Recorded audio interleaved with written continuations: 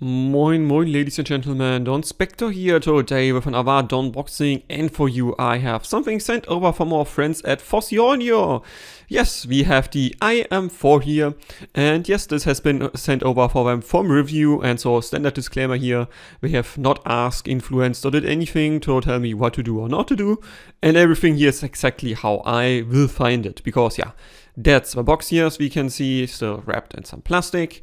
And we back here, we do get the most important information. 10mm beryllium dynamic driver, beryllium coated even they specify, nice to see that. Efficiency, there's no frequency response given here, but they have an official frequency response on their webpage, which I will show you now in the background. And then we start opening the box here, which I will just do for you. Whoop. Ah yeah, price-wise this thing clocks in at $119 or 110 euros. So it's not a cheap single DD, but beryllium dynamics can be pretty good even at that price. And we see whether this thing can or can't do later on in the first impressions. So they also say this is an open back in-ear monitor. And as you can see, it's not too open back. There's some holes here at the back, but not too much. Again, in quotes, open back dynamics, definitely are way more open than this. But let's see how well it still isolates or how well it doesn't isolate.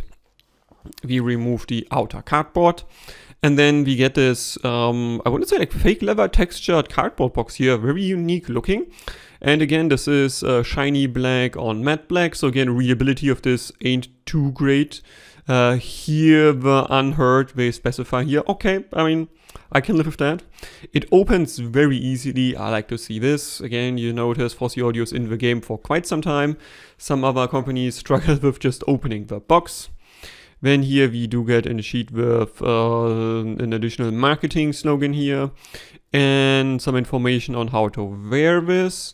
And then the manual. And then here the IM and the accessories. I guess first let's take a look at the accessories here before we go to the IM. Oh, and again, yeah, this is all dense foam, so this will be really well protected.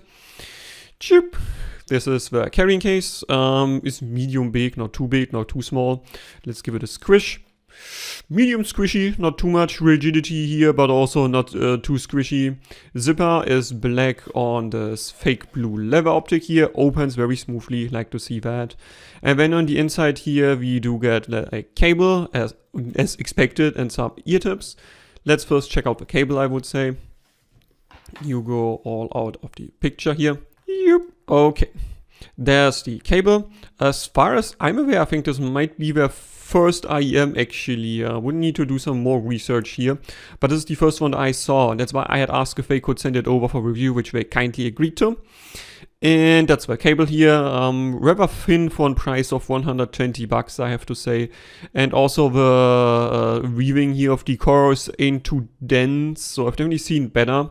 But they went for a strain release here that looks like, oh yeah, it does work, and it's also long enough, so this should be actually doing a pretty good job in releasing strain.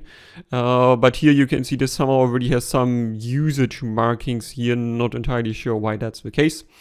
And then the plug itself, again, it's just slippery aluminum. That's definitively improvement potential for the future here.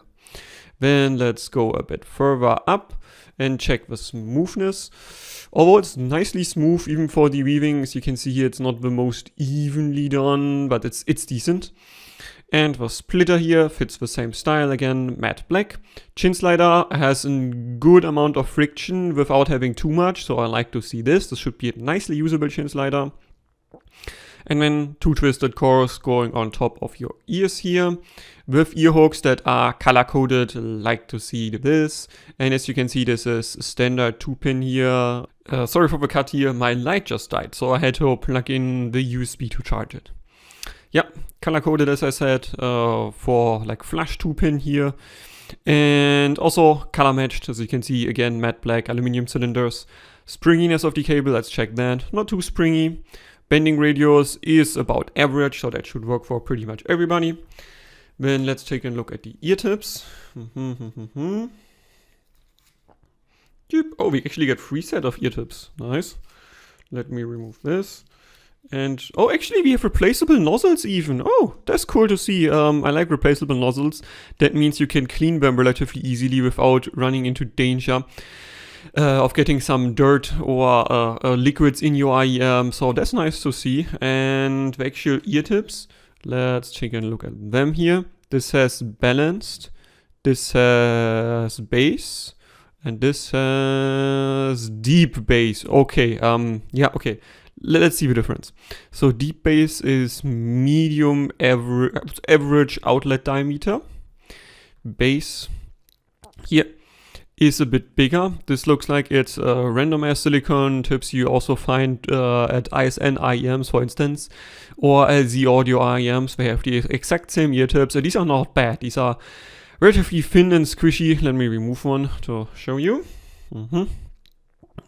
Yep.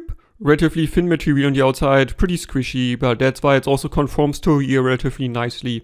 And the medium thicker on the inside usually is a bit harder, but not too hard. So that should work for most people, I would guess. And then the last one says balanced here. Yeah, this is definitely a very wide outlet diameter. Let me remove one to check it out. So this is, I would say, at least 6 millimeters here. And this looks like something that I also have seen before at the older Bad Guy Audio IEMs, the single DD collabs, the first ones he made. Those came with pretty much the same ear tip here. And these are very squishy overall. And they're also a bit shorter, and usually means you can insert them a bit deeper. And this depends, of course, on the nozzle length, which I have not checked out, but we will do now. So I like the way how these ear tips are organized here. That's nice to have. And then let's come to the IEM here. This is the bad boy here, and this was dirt. Ah, it's just a bit dust, okay. So it's not scratch, it's just a bit dust on top. We are going for a matte black look, which actually is pretty cool. Like matte black IEMs like this, also not that commonly in the wild. And as you can hear, these are made of aluminium, and they're actually relatively light, so that's pretty nice to see. Oh, and we even go for a real ergonomic shaping. Nice, Fosi Audio, I like to see this. Let's move on so we can focus on just one here. Here, L&R markings, white on black printing, that should be well visible in all situations. Pressure hole directly above that. And other pressure hole near the nozzle here. And other than that, yeah, the seam around here, as you can see when we go around, is not the most evenly distributed. You can see it, and I can feel it with my fingernails that we get stuck here. But it's still not too much of an issue, I would say. And then on the front here, the nozzle, it looks like we have a tuning film or tuning paper here. You can see there's the actual hole in the middle here. And then on the outside, there's a ring that probably is used for tuning. Let's quickly check out the other nozzle this comes with, if this also has the same thing. No, actually, these are just normal see-through. So we do probably have two distinct tunings here with this one. And yeah, I mean, overall, the shaping of this looks really nicely ergonomic. I need to see how it is. And also the nozzle length is not too much. I would say it looks about average.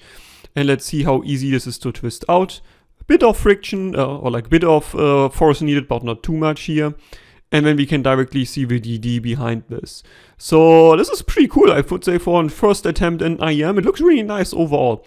And also the orange color here on the front is actually not as popping as I thought when I looked at the picture here. This looks a bit more popping. Here in real life it's not as much.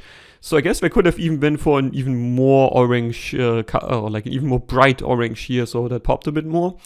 And I mean, this is not that much open back, you can see it here. Like, this is still mostly yeah, filled with aluminium. So I think if they would have wanted, they could probably have went for like 2-3 more slats here to keep the style.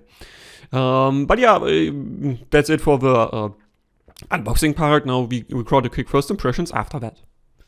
Then quick first impressions of the Fosi Audio IM4.